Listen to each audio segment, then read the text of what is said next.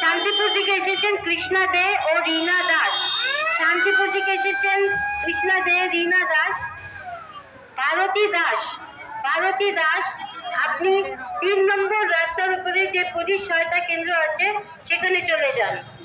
ভারতী দাস, 3 নম্বর রাস্তার উপরে যে পুলিশ সহায়তা কেন্দ্র আছে, 3 নম্বর রাস্তার উপরে যে পুলিশ সহায়তা কেন্দ্র আছে, আপনি ওখানে চলে যান বা ওনার সঙ্গে ফোনে যোগাযোগ করুন। শান্তিপুর থেকে এসেছেন ভারতী দাস, আপনি 3 নম্বর রাস্তায় পুলিশ সহায়তা কেন্দ্রে চলে যান। কৃষ্ণা দে, রীনা দাস ওখানে আপনার অপেক্ষা করছেন।